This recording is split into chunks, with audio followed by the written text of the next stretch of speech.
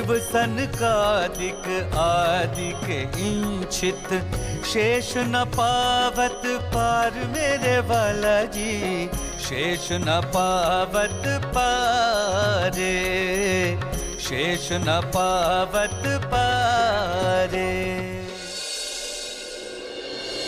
जिनके चरणों में अनंत ज्ञान, प्रेम, आनंद और शांति का सागर लहरा रहा है, जिनकी कृपा के सागर की एक बूंद से ही समस्त ब्रह्मांड को अखंड मुक्ति का उपहार मिला है, जिनके हृदय से प्रवाहित होने वाली तारतम वाणी की अमृत धारा समस्त विश्व को अपने आंचल में समेट लेने वाली है, जिनको अपने हृदय मंदिर में बसा लेने पर एकरूपता का मधुर एहसास होता है, उस प्राणेश्वर, प्राण प्रियतम, प्राण वल्लभ, प्राण जीवन, प्राणनाथ के चरणों में हमारा सर्वस्व समर्पण है। हमारी अंतरात्मा की यही पुकार है, बस तू ही तू है, तू ही तू है, तू ही तू है।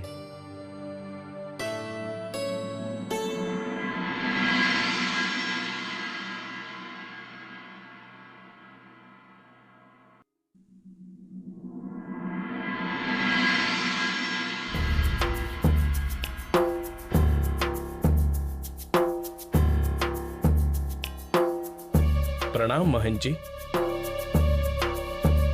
प्रणाम प्रणाम। आप लोग कौन हैं और आपके यहाँ आने का उद्देश्य क्या है? हम श्री प्राणनाथ जी के अनुयायी हैं और हम महाराज से मिलकर उन्हें वेद शास्त्रों के रहस्य समझाना चाहते हैं। कैसे रहस्य? यही कि क्षर अक्षर से परे अक्षरातीत परब्रह्म है, उसका दिव्य अलौकिक स्वरूप है। उन्हीं की शक्ति ब्रज व रास में श्री कृष्ण जी के तन में आई थी।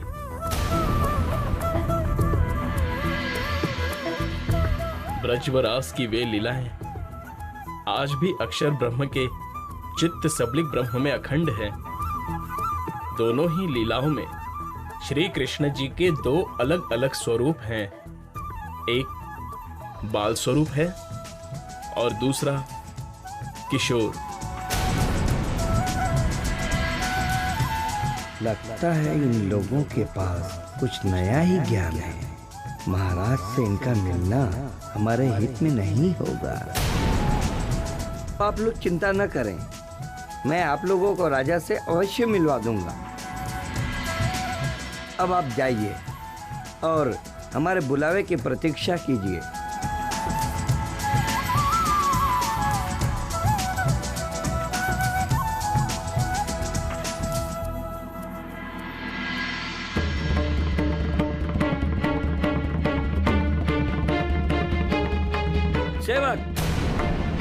जी महंत जी। जाकर दरबार के सिपाही से कह दो कि इन दोनों महात्माओं को किसी भी स्थिति में राजा से मिलने नहीं देना है।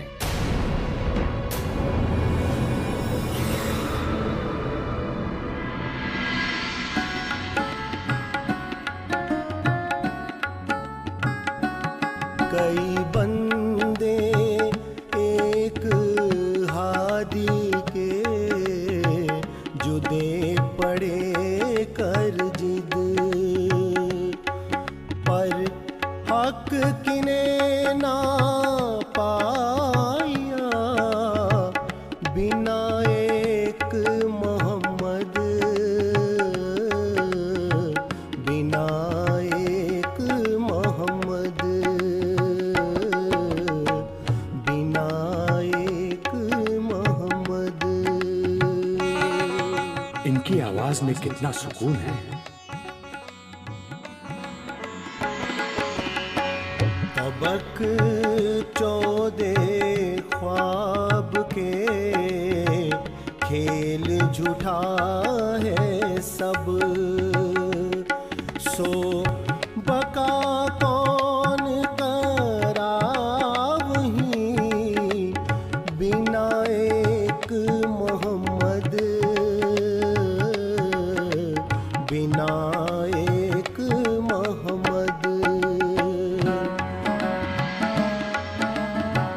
ऐसा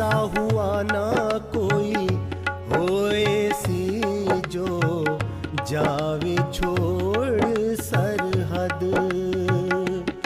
फुरमान लावे नूर पार का बिना एक मोहम्मद बिना एक मोहम्मद।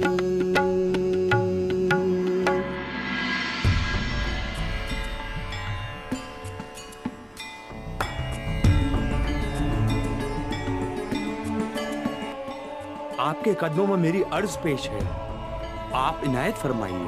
हजरत, पहले तशरीफ रखिए।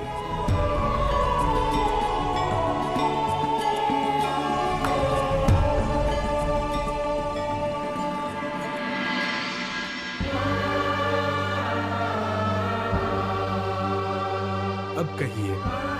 आप हजरत मोहम्मद मुस्तफ़ा सल्लल्लाहु अलैहि वसल्लम का मर्तबा बुलंद क्यों कहते हैं? क्योंकि 1,24,000 पैगंबरों में से एकमात्र उन्हें ही मेराज हुआ है। शबे मेराज में वे नासूत, 14 तबक, जुल्मात, तारीक, सुरैया, लामकान यानी क्षर जगत को पार करके जबरूद में गए, फिर नूर मकान, सीदरतुल मुंतहा यानी अक्षर धाम को पार करके रफ रफ के तख्त पर विराजमान होकर यानी इश्क में सराबोर होकर लाहौत अर्श मोल्ला में पहुंचे। वहां हाहूत यानी मूल मिलावा में अल्लाह ताला का दीदार किया और उनसे 90,000 हरूफ बातें की।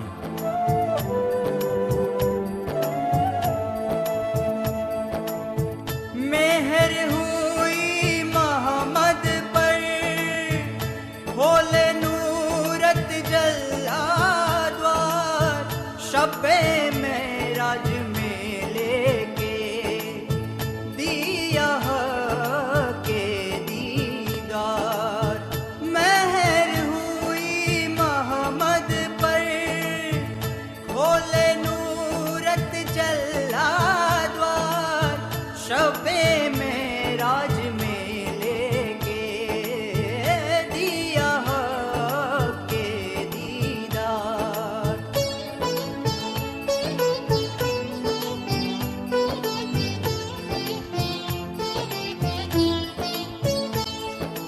बिच बका के पहुंचिया, जित जले जबराइल पर, तित 90,000 हरफ सुने फिर जो मजबूर कर। मेहर हुई मोहम्मद पर, दिया के दीदार।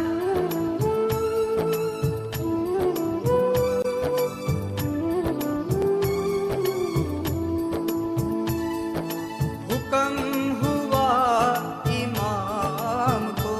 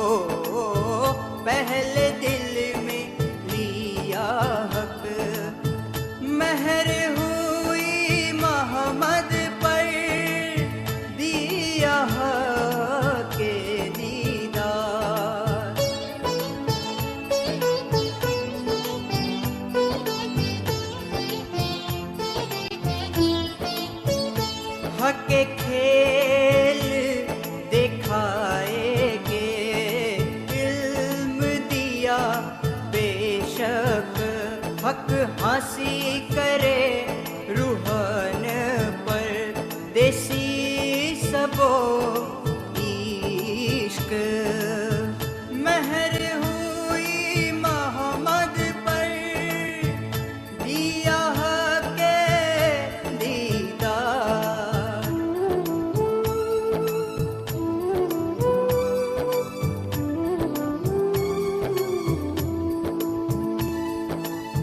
मोहम्मद कहे मोमिनो, जीन हासिल करा तुम, याद करो बिच बका के किया रब आगू खसम। मोहम्मद कहे मोमिनो, जिन हासिल करा तुम, याद करो बिच बका के किया रब आगू खसम।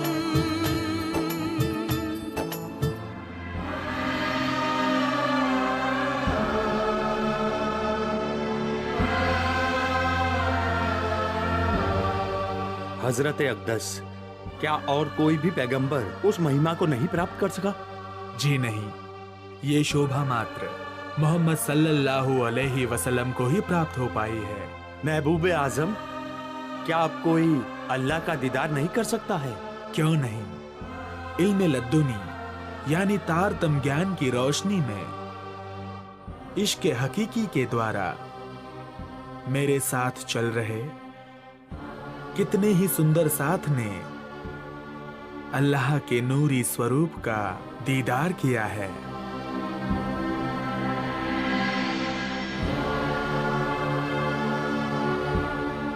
और भविष्य में भी अनेकों करेंगे। इसी को हदीसों में कहा है कि कियामत के दिन अल्लाह ताला का दीदार होगा। ऐ हाजी आजम, आप जो कुछ भी कह रहे हैं वो बिल्कुल सही है, इस पर मुझे पूरा विश्वास है। मेहरबानी करके हमें इल्म लद्दुनी के कुछ और भी कलाम सुनाइए।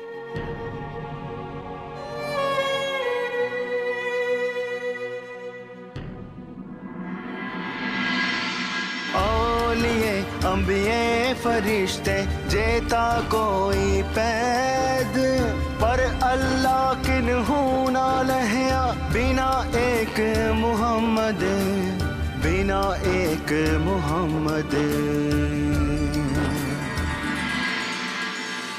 मोमिन तुम सुते क्या करो, ऐ कागद ऐ कासिद, काजी कजा पर आइया, दे मुबारकी मोहम्मद, दे मुबारकी मोहम्मद। काजी कजा पर आइया, दे मुबारकी मोहम्मद,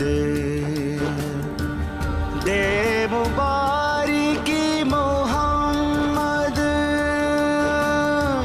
दे मुबारकी मोहम्मद।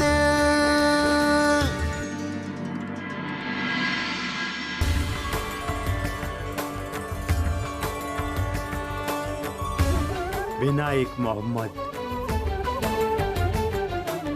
बिना एक मोहम्मद, बिना एक मोहम्मद।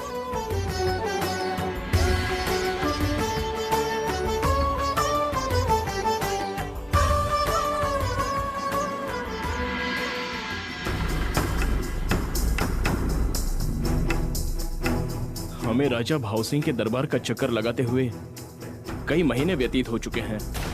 अब क्या करें? राजा से मिले बिना हम वापस भी तो नहीं जा सकते। श्री राज्य पर विश्वास रखते हुए यदि हम निरंतर प्रयास करते रहें तो राज्य की कृपा से राजा से मिलने का अवश्य कोई न कोई मार्ग निकल जाएगा। हमें अब युक्ति पूर्वक प्रयास करना होगा और राजा को प्रसाद देने के बहाने से मिलना होगा।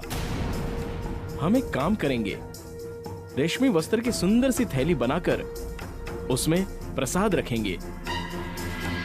साथ ही भागवत और वेदांत के प्रश्न भी एक कागज में लिखकर रख देंगे। जब महाराज प्रसाद निकालेंगे तो उन्हें हमारा पत्र भी मिल जाएगा, जिसे पढ़कर वे हमें दरबार में अवश्य बुलवा लेंगे। किंतु रेशमी कपड़े और प्रसाद खरीदने के लिए पैसे कहाँ से आएंगे? भिक्षा मांगकर। ठीक है, हम जागनी सेवा के लिए कुछ भी करने को तैयार हैं। तो चलो चलते हैं। चलिए।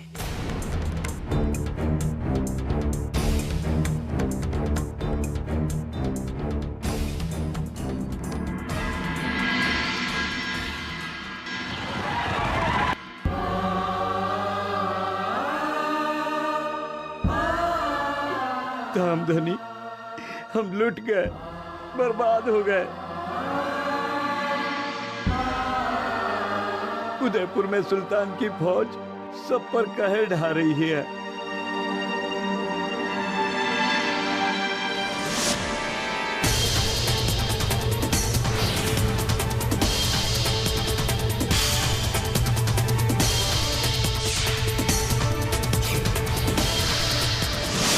उनके जुल्म और सितम से सारी प्रजा अत्यंत पीड़ित है।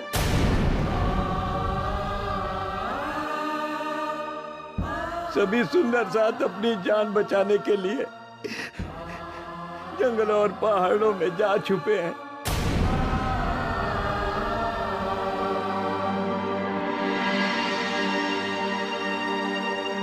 कई सुंदर साथ भूख और प्यास से तड़प रहे हैं।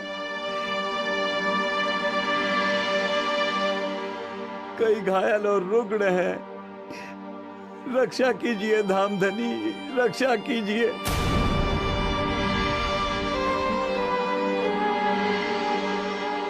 काश यदि उदयपुर के राणा ने श्री जी के स्वरूप की पहचान कर ली होती और उनके चरणों में स्वयं को समर्पित कर दिया होता तो उदयपुर को ऐसे दुर्दिन नहीं देखने पड़ते।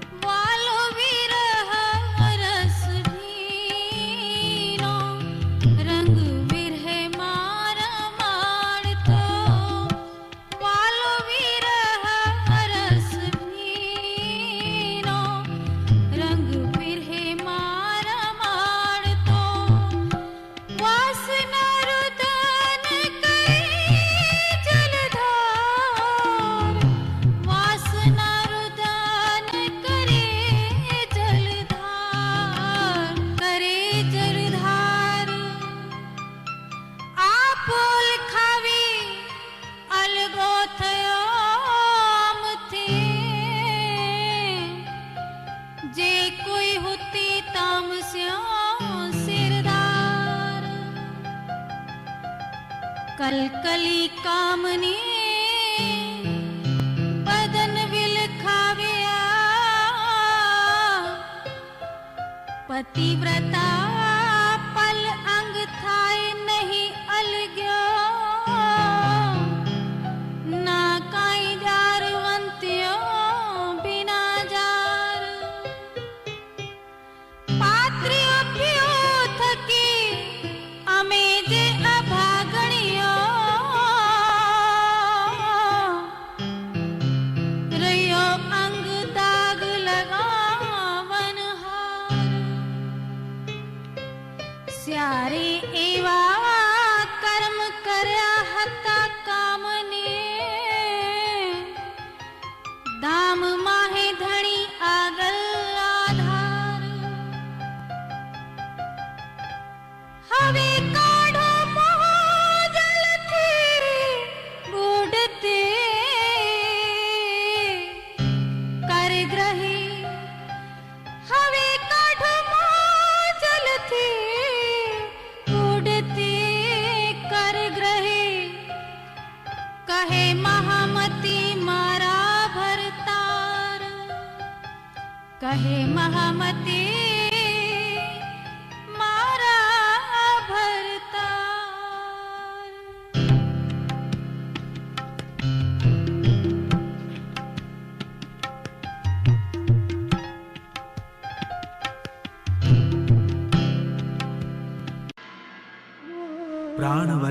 अक्षराती, विरह के रस में डूबी हुई हम आत्माएं विरह का खेल देख रही हैं, रोते हुए आंसुओं की धारा बहा रही हैं।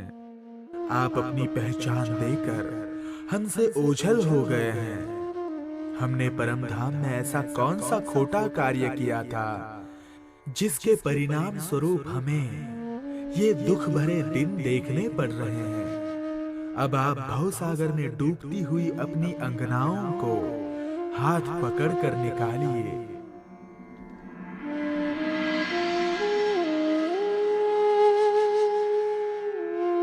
कृपाराम जी, आप चिंता मत कीजिए, धाम धनी की कृपा से सब ठीक हो जाएगा।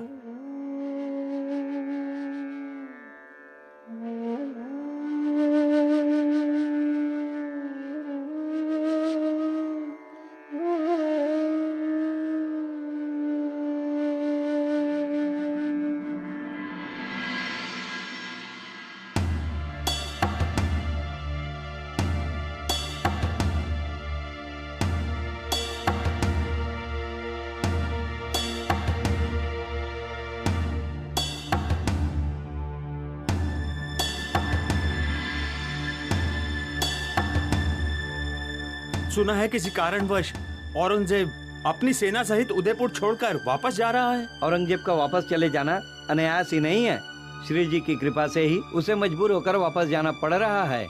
बोलो श्री प्राणनाथ प्यारे की जय, श्री धाम के धनी की जय, श्री जी साहेब जी की जय, बोलो प्राणनाथ प्यारे की जय। इसी समय मंदसौर में इब्राहिम नाम के एक मौलवी श्री जी की महिमा सुनकर उनकी ज्ञान चर्चा सुनने आए।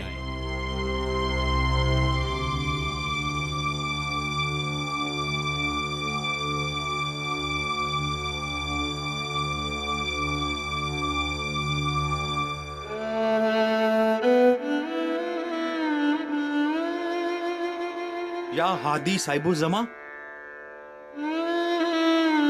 आपका इल्म बा कमाल है। आपसे अर्ज है कि हमें भी कोई सेवा का मौका दें।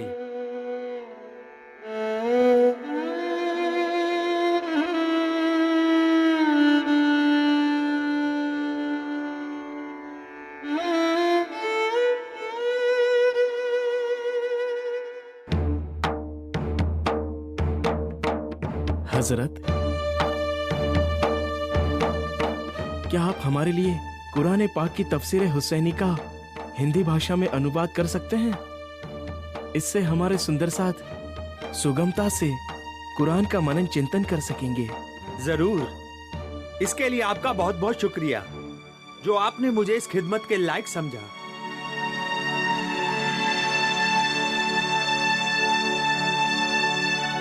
आइए।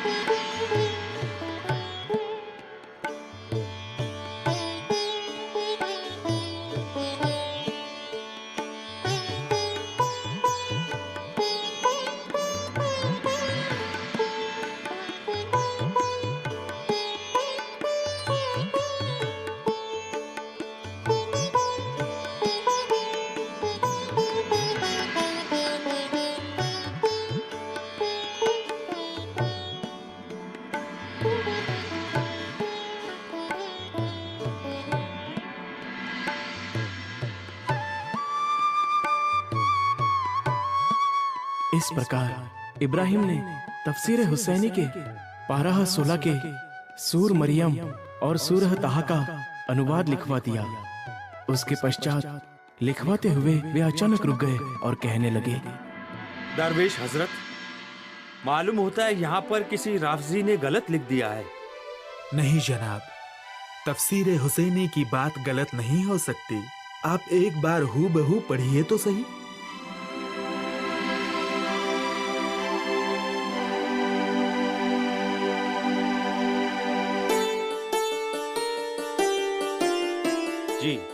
यहाँ बयां किया है कि जो कोई अहले उम्मत में होगा तो उसकी इबादत परवरदिगार कबूल नहीं करेगा। जनाब, यहाँ जो लिखा है वो बिल्कुल सही लिखा है, लेकिन आप उसका मायना नहीं समझ पा रहे हैं। उसका मायना ये है कि अगर कोई आदमी इबादत करते वक्त तकवा यानी इश्क ईमान के भाव में नहीं डूबा होगा तो खुदा ताला उसकी इबादत कबूल नहीं करेगा।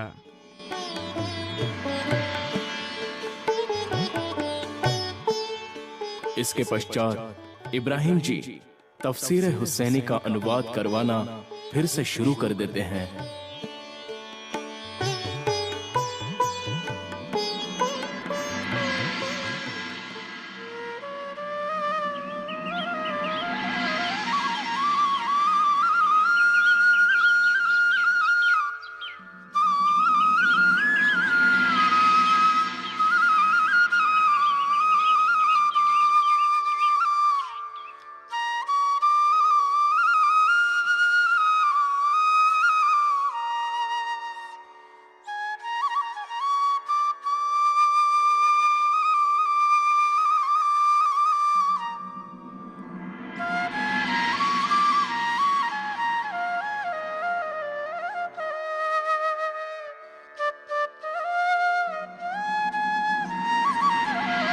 ये रहा प्रसाद और ये रहे प्रश्न।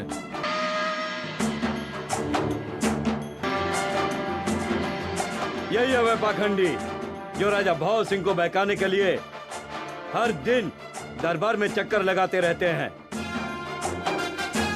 इन्हें आज ऐसा सबक सिखाओ कि दरबार तो क्या नगर में ही ना दिखाई दें। आओ मारो इन्हें, देखो भागने न पाए। मारो।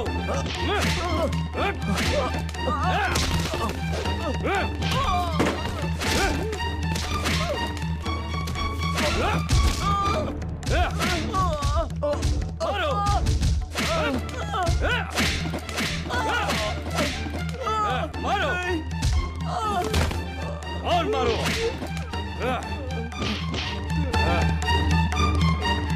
अपनी जिंदगी चाहते हो तो जहां से आए हो वहीं वापस चले जाओ। यदि दोबारा राजा के महल के आसपास भी दिखाई दिए तो हम तुम्हें जिंदा नहीं छोड़ेंगे।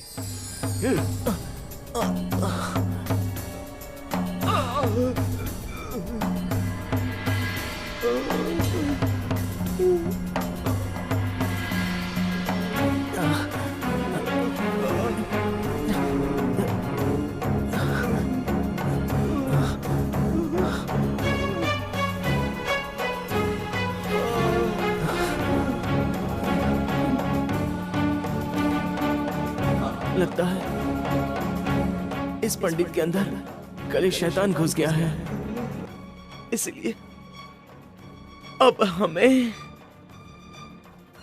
हमें बहुत ही सावधानी से कार्य करना होगा।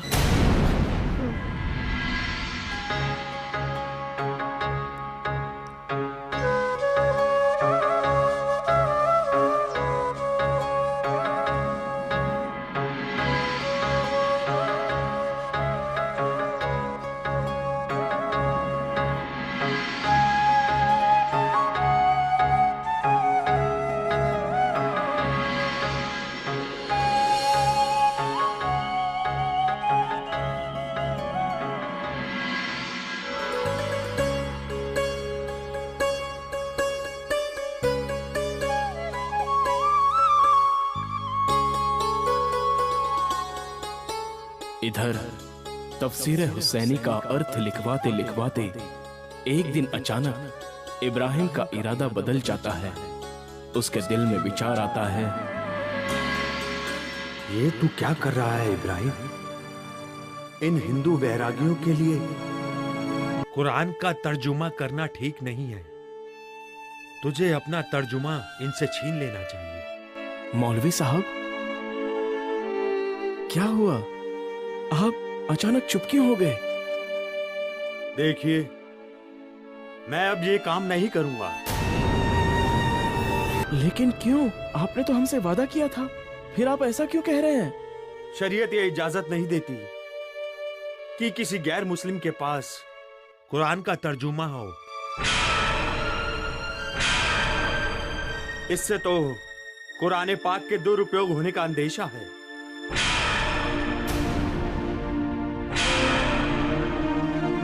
इसलिए मेरा तर्जुमा वापस दीजिए।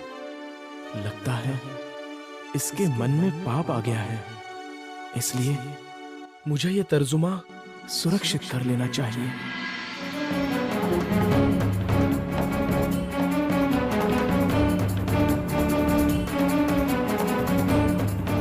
आपको आगे तर्जुमा नहीं कराना है तो ना कराएं, लेकिन जो तर्जुमा करवा चुके हो वो आपको वापस नहीं मिलेगा।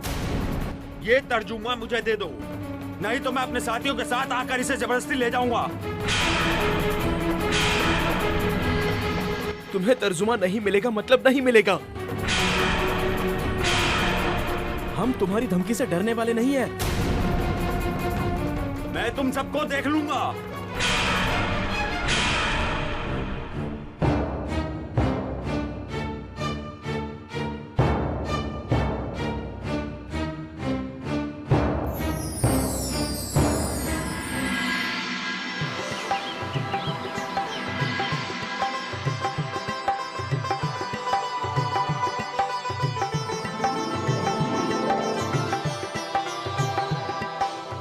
राजा भाव सिंह कुछ ही पल में यहाँ आते होंगे, इसलिए अब हमें अंदर छिपकर बैठ जाना चाहिए। जैसे ही राजा यहाँ आएंगे, हम उन्हें यह प्रसाद की थैली दे देंगे। ये ठीक रहेगा। आइए। चलो।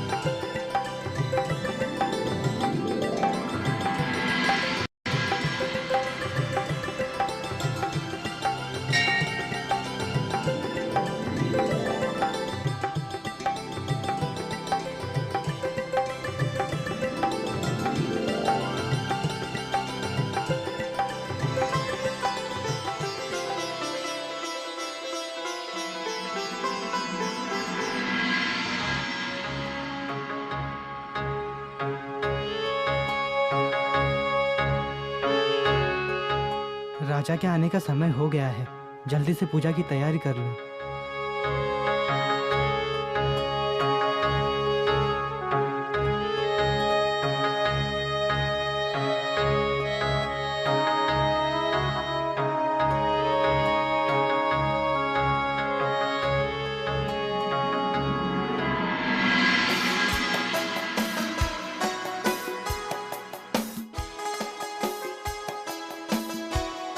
महाराज की आज्ञा हो तो पूजा आरंभ करें।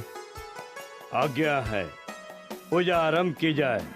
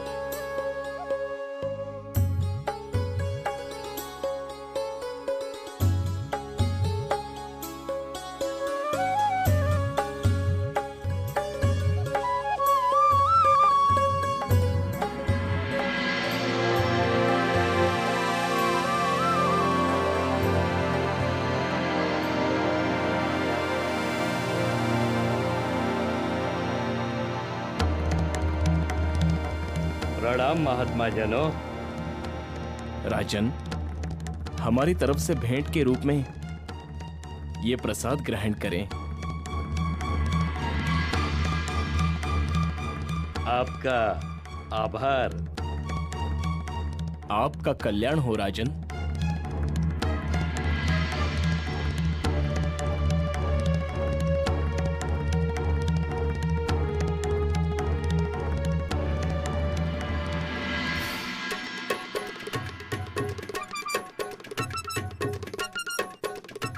अरे कौन हो आप लोग? यहाँ कैसे आ गए?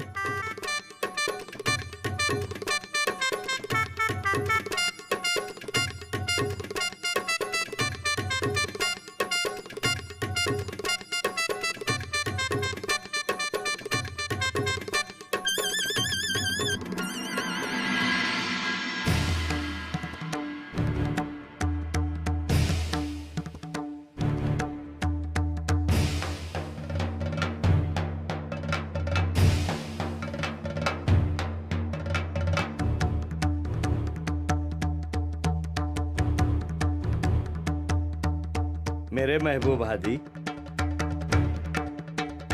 आप खामोश क्यों हैं? लालदास जी, मेरे हादी किस गहरी सोच में डूबे हैं? कोई तकलीफ है क्या?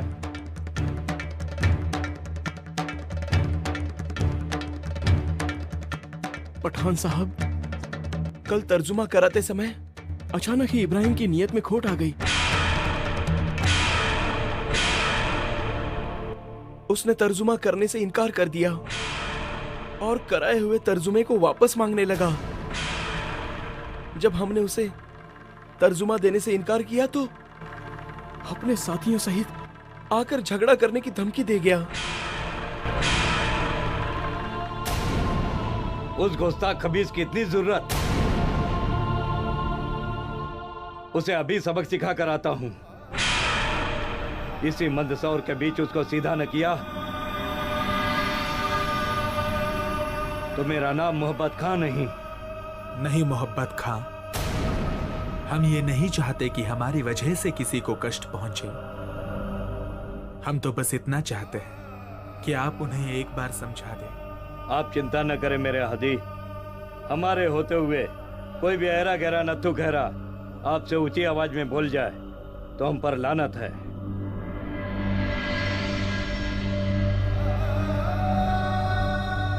हम भी पठान का बच्चा है। अब मुझे इजाजत दीजिए। खुदा हाफिज।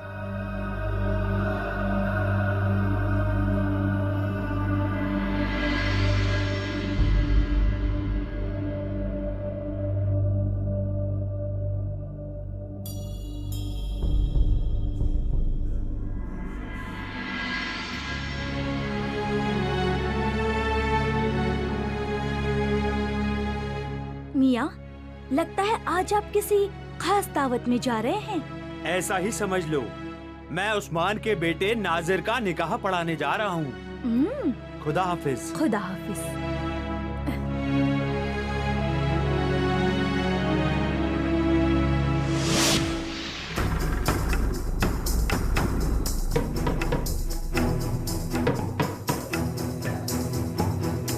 ना मुराद खबीज,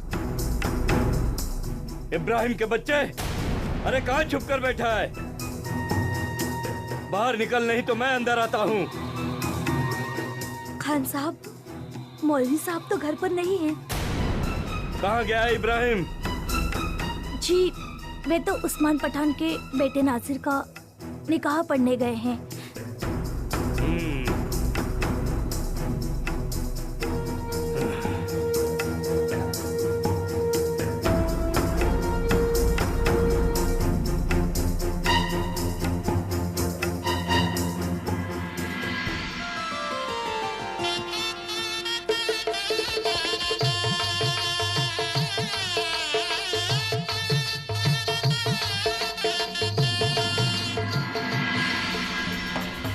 इब्राहिम के बच्चे, बाहर निकल।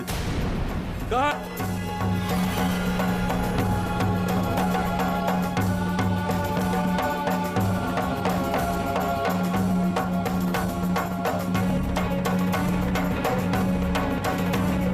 ना मुराद पाजी, तेरी इतनी जरूरत कि हमारे हादी से बेअदबी से बोले?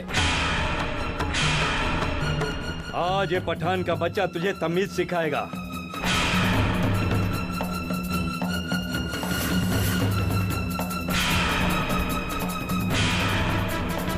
मुझ खादिम से ऐसा कौन सा गुनाह हो गया है जो आप मुझसे इतना नाराज हैं खान साहब? मैं तो आपका गुलाम हूँ, आप हुक्म तो कीजिए। जलील इंसान, तूने मेरे अजीम हादी का दिल दुखाया है। पहले तूने ही मुझसे कहा था कि वे तुम्हारे मुरब्बी हैं, तुम्हारे पूजनीय हैं और तुम उनके गुलाम हो। और अब तू उस बात को भूलकर उन्हें मारने की धमकी देकर आया है। कसम खुदा की, आज मैं तुझे सही सलामत नहीं छोड़ूंगा। खान साहब, अनजाने में मुझसे गलती हो गई, मुझे माफ कर दीजिए। आइंदा ऐसी गलती नहीं होगी। मुआफी मुझसे नहीं, उनसे मांग जिनका तूने दिल दुखाया है। वरना मैं तुझे जिंदा नहीं छोड़ूंगा। जनाबे अली, मैं अभी जाकर आदिया आजम से मुआफी मांग लेता हूँ।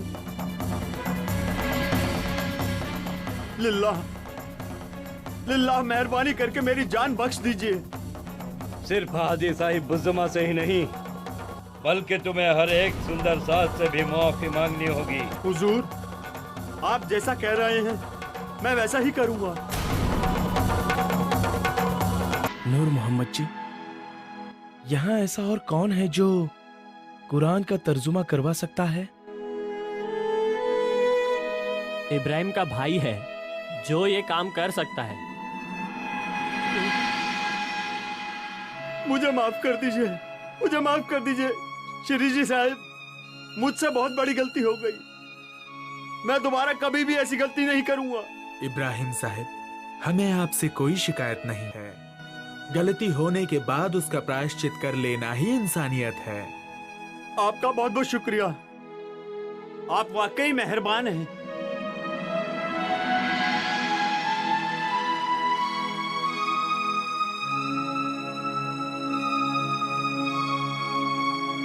आप सब भी मुझे माफ कर दीजिए।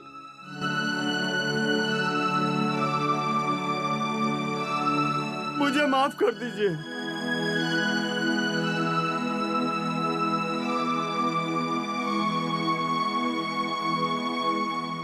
इब्राहिम, हम सब ने आपको माफ किया। अब आप जा सकते हैं।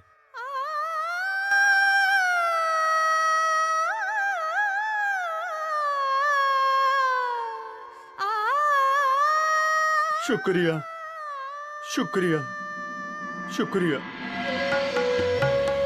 कोई देत कसाला तुमको, तुम भला चाहियो तिन। सरत दाम की न छोड़ियो, सूरत पीछे फिराओ जिन। कोई देत कसाला तुमको, तुम भला चाहियो